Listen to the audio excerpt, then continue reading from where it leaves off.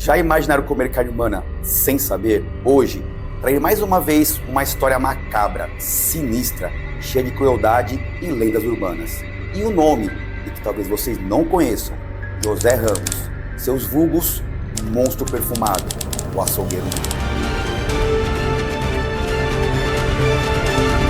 Bem-vindo, intrépidos amantes da área policial. Meu nome é Danilo Távora, sou delegado de polícia e vocês estão na série Investigação Especial. Muitos relatam que foi o pior crime da Terra. Inclusive Charles Darwin ficou sabendo da história e comentou sobre sua relevância, tomando como exemplo a brutalidade humana. Essa história fomentou muitos filmes, livros e teses da faculdade. Inúmeros crimes que caracterizaram Porto Alegre no século XIX. Esse foi o cenário onde ocorreram os crimes que ficaram conhecidos como crimes da Rua do Arvoredo. Mas quem era José Ramos? Antes de continuar essa história cruel que fizeram muitas pessoas sofrerem, aproveitem para fazer a inscrição e ativar a notificação. Fique até o final do vídeo, vocês não irão se arrepender, eu prometo. O pai de José Ramos era Manuel Ramos, combatente na Guerra de Farroupilha. Porém, ele desertou e fugiu para Santa Catarina. Seu pai era muito violento com sua mãe. E uma dessas vezes em que seu pai embriagado a agrediu, José Ramos pega uma faca e projeta contra seu progenitor, ferindo-o gravemente, levando à morte em poucos dias, já mostrando a sua natureza ruim. Logo após, em 1858, foge de Santa Catarina para o Rio Grande do Sul. Na cidade de Porto Alegre, José Ramos se tornou policial. Também conheceu sua esposa, a imigrante Catarina Palse. Nascida no Império Austríaco, ela, Catarina, teve seus pais mortos e teve que se casar aos 15 anos. Porém, seu marido se suicidou e então foi para o Brasil sozinho. José andava sempre muito bem arrumado, extremamente perfumado, além de gostar de frequentar óperas e lugares da alta sociedade da época. Sendo que, provavelmente, encontrou Catarina trabalhando em um desses lugares. Após quase matar um preso, José Ramos foi expulso da polícia, mas continuou trabalhando como informante da polícia. Hoje em dia, não existe mais informantes remunerados, mas ainda existem alguns informantes não remunerados, que são chamados de alma, ganso, depende do estado. O que mais se assemelha é que ainda é remunerado são os valores prometidos às pessoas que dão informações a alguns criminosos foragidos. No Ceará, teve um caso muito conhecido, o do Zé do Valério, que o informante recebeu o valor prometido. Porém, o dinheiro como informante era pouco, e se tornava cada vez mais difícil manter seus luxos. O assassino da Rua do Arvoredo também começou a trabalhar como açougueiro. Entretanto, tornou seu patrão, chamado Carlos, a sua primeira vítima. Carlos era imigrante alemão, foi ele que vendera a casa em que José Ramos morou, não tendo familiares no Brasil. Então, no ano de 1863, José Ramos o matou, esquartejando Carlos no próprio açougue, colocando em uma caixa de madeira e enterrando os restos mortais no porão de sua casa. Aqui, dependendo da interpretação, o crime pode ser tipificado como sendo latrocínio e não homicídio, considerando que a intenção ou o dolo do assassino era matar para subtrair os bens da vítima.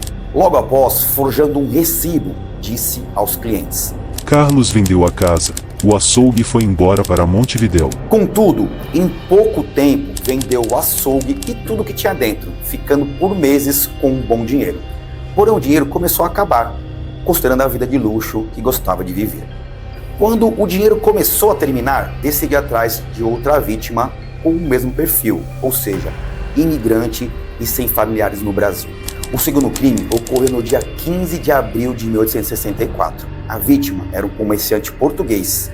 Ele tinha uma mercearia, sendo que o crime foi arquitetado da seguinte forma. José Ramos o convidou para um jantar em sua casa. No começo, a vítima relutou, mas acabou aceitando.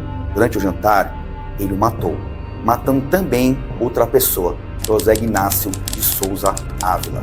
José Ignácio era um menino que trabalhava para o comerciante português. A morte dele ocorreu por ter sido uma testemunha. Mas não satisfeito e com ímpeto de assassino, nosso personagem também matou o cachorro do comerciante. E acreditem, o cachorro teria latido por 2 dias consecutivos na frente de sua casa.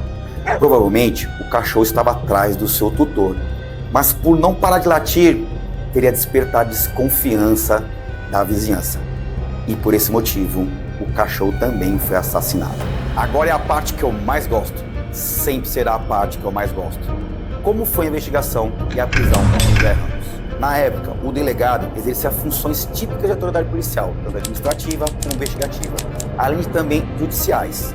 Portanto, não precisava representar pela busca e apreensão ao juiz, o que hoje é o único meio de se conseguir essa cautelar. No interior da casa, encontraram restos mortais enterrados, inclusive do cachorro. A inquilina, que morava com José Ramos, também prestou depoimento e disse ter visto o comerciante português e o menino no dia do crime na casa de José Ramos. Um brinco também foi encontrado e que pertencia ao açougueiro, sendo determinante para a identificação dos corpos. Ambos pegaram condenações, porém a sua esposa, Catarina, foi condenada como cúmplice por 13 anos e a pena de José Ramos foi a morte.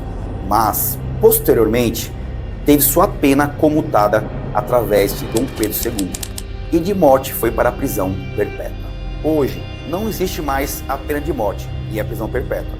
A pena de morte ainda existe uma exceção, que é em guerra declarada. Catarina morreu na rua em 1891 e sua morte foi devido ao frio. Já José Ramos ficou cego e, após ter ficado muito doente, agonizando, morreu na prisão em 1893. Fato curioso é que seu cérebro foi guardado para pesquisa. Mas é a parte da linguiça humana, o canibalismo.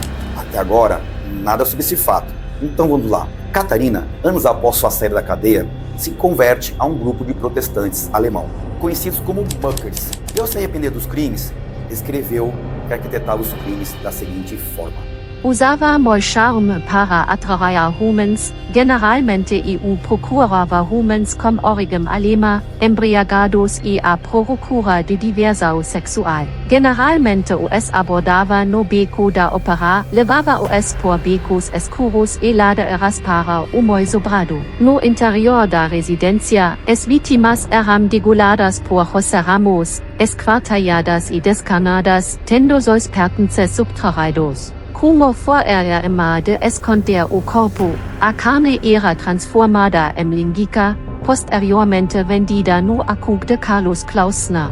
Inclusive, uma das hipóteses sobre a morte do açougueiro, a primeira vítima, é que as autoridades na época estavam começando a desconfiar sobre os crimes que eles cometiam, sendo que José Ramos ficou muito preocupado em ser delatado. Ao total, segundo o Diário de Catarina, foram 6 casos, mas as autoridades na época teriam, de alguma forma, escondido a verdade. Acredito que pelo fato do autor dos crimes ser um ex-policial e que trabalhava como informante, sendo algo muito constrangedor. Essa história influenciou muitas lendas urbanas, contadas até hoje. A ideia da linguiça ser de carne humana fez parte da cultura local, mas além do Diário de Catarina, nunca nenhuma prova de qualquer espécie apareceu, e assim continua a dúvida. Será mesmo que essas linguiças eram de carne humana? Chega ao fim mais um episódio da série Investigação Especial. Espero que tenham gostado. Não esqueçam de fazer inscrição, dar o like, compartilhar e também comentem quais casos vocês querem que eu traga no próximo vídeo. Estou pensando em trazer um serial killer dos Estados Unidos.